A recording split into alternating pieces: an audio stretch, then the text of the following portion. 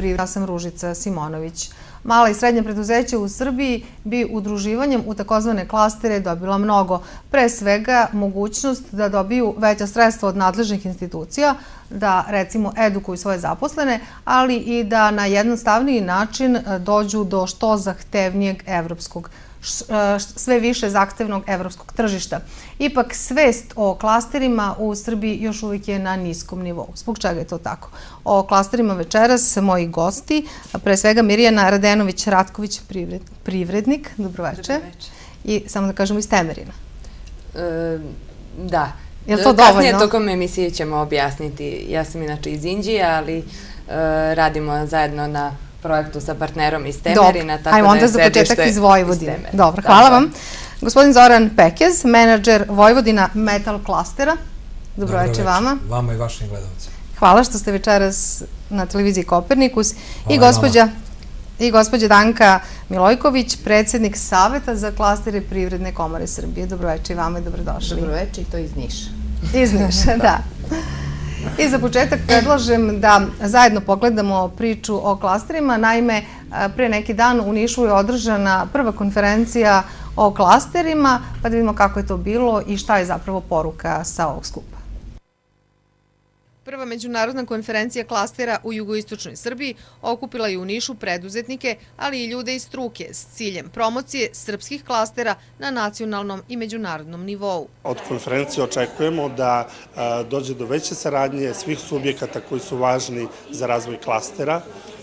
Pre svega mislimo na institucije lokalne samouprave, institucije na nivou države koje rade na razvoju malih i srednjih preduzeća, uključivanju institucija obrazovanja u proces razvoja klastera i na povećanju svesti kod predstavnika malih i srednjih preduzeća da klasteri mogu da budu način izlaska iz krize i način povećanja njihovog profita i njihove proizvodnje.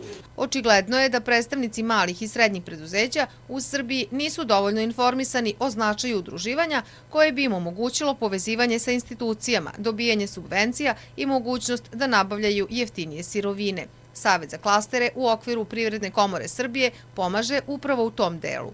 Mislim da će ovaj Savet za klastere dati veoma značajan doprinos i naravno da ta svest kod prisutnih, da kažemo, privrednika malog i srednjeg biznisa još uvek o klasterima nema, da kažemo, adekvatno mišljenje, zato što očigledno je da je u prošlosti bilo dosta lutanja na tu temu i naravno oni hronični problemi koje prate mala i srednja preduzeća, to je nelikvidnost i ambijent malih i srednjih privrednih društva u Srbiji. Velika uloga u tom procesu je obrazovanje, odnosno prenos znanja ka privrednicima. Ono što, kažemo, što nam ne ide baš dobro, to je transfer znanja ka privredi i jednostavno realizacija i razvoj klastera je jedan od puteva transfera znanja ka privredi. Univerzitet u Nišu daje, da kažemo, naučnu i obrazovnu bazu za razvoj klastera, tako da jednostavno fakulteti već učestvuju, jer je 12 klastera realizovano, učestvuju sa svojom naučnom bazu u razvoju i u radu tih klastera. U radu konferencije učestvuje oko 40 domaćih i stranih delegacija i predstavnika javnih, privatnih i naučnih institucija, organizacija i privrednika, a predstavljeni su i primjeri dobre prakse razvoja klastera u Bugarskoj, Sloveniji, Makedoniji i Mađarskoj. Inače, prema podacima Ministarstva ekonomije i regionalnog razvoja, u Srbiji ima oko 40 klastera, a u zemljama u okruženju mnogo više. Tako je u Hrvatskoj registrovano 44, u Mađarskoj 48, a u Bugarskoj 50 klastera. Zanimljivo je da u Sloveniji postoji samo 10 regionalnih klastera, dok ih je u Italiji čak 213.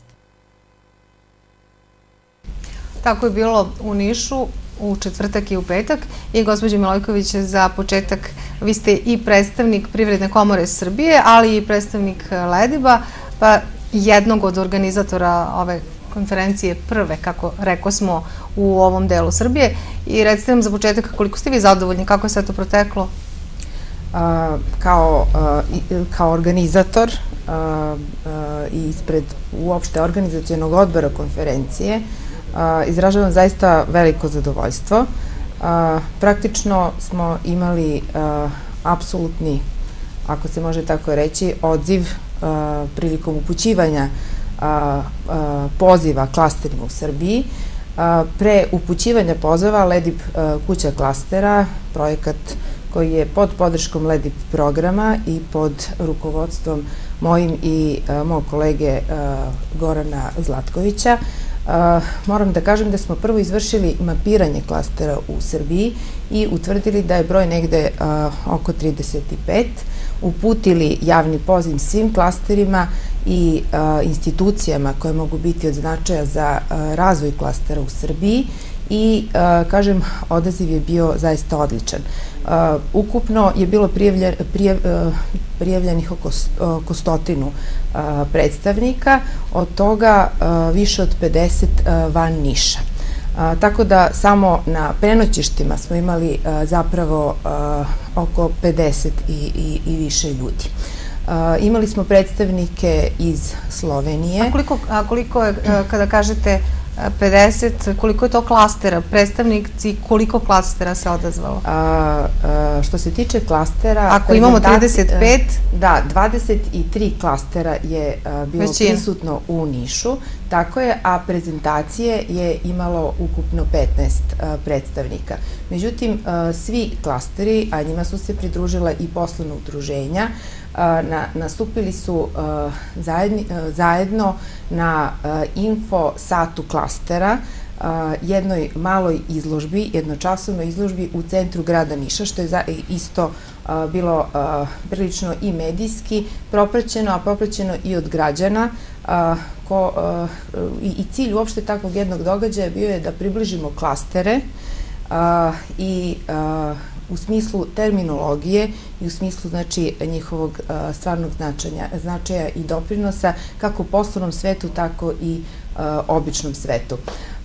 Međutim, isto jedan događaj koji je obeležio konferenciju jeste i potpisivanje sporazuma o saradnji između ukupno 15 poslovnih organizacija, zapravo klastera, gde su se praktično svi učesnici, svi prezenteri složili oko nekih zajedničkih stavki koje se odnose na dalji doprinos razvoju klastera. Jedna od najvažnijih, znači, jeste upravo to da su dali podršku LEDIP kući klastera, poslovnoj organizaciji u smislu transparentnog informisanja svih klastera, u smislu zajedničkog učešća u boljoj promociji klastera u Srbiji i, znači, van nje, korišćenja za sada jedinog časopisa Infoklaster, koji je iniciran i realizuje se u Nišu i na našem području, podrška produkciji jedne televizijske emisije koja se zove Kuća klastera, u kojoj zapravo svi predstavnici i svi klasteri u Srbiji mogu naći svoj prostor i mogućnost da promovišu ono čime se bave i da doprinose povezivanju sa sličnim organizacijama i udruženjima u zemlji i vanje. Hvala vam za početak i sada hoću vas da pitam, Mirjana, vi ste učestvovali, bili ste jedan od učesnika na ovoj zapaženoj konferenciji. Kako je vama sve to izgledalo? S kakvim očekivanjima ste došli? Došli smo, pošto i Danku i LEDIP kuću klastera i njihov rad poznajemo i odavno. Međutim, ono što nam je priređeno ovde u Nišu, ta pozitivna energija koja je vladala, ta razmena ideja između ljudi koji rade u klasterima je bila više nego očekivana. Naime, mi smo još 2003. godine krenuli i razmišljali o osnivanju i uvezivanju u klastere. A 2003. godina je zapravo i početna godina za klastere u Srbiji. Tako je. 2 tih godina, pa sve do možda pre jedno 2-3 godine, u Srbiji kada spomenete reč klaster, nailazili ste na različite reakcije od toga, izvini, o kakvom flasteru pričaš? Šta je to? Danas se skoro u svim medijima klaster kao jedan efikasan nalaz za unapređenje konkurentnosti spominje, dobro je poznat već i među privrednicima i prepoznat kao alat koji oni žele da koriste za unapređenje svoje konkurentnosti i da učestvuju ne samo kao puki učesnici tog klastera, nego kao i inicijatori i osnivači novih klastera. Dobro, kad kažete bilo je razmene iskustava, znači da ste vi kao jedan uspešan privrednik, pretpostavljam, došli u Niš da prenesete svoje iskustva, jer ste vi u klasteru, kako rekao ste, od 2003. i da sa tim nekim ljudima koje srećete na ovoj konferenciji, koje ste zapravo sreli, da iznesete primere dobre prakse, odnosno potrebe udruživanja u klaster. Pa vidite, kao i među privrednicima koji u klasteru sarađuju i razmenjuju ideje, uvek se rađaju neke nove ideje i uvek je moguća zajednička saradnja na različitim projektima, tako i između različitih klastera, čak i između klastera metalaca i klastera turizma rađaju se nove ideje.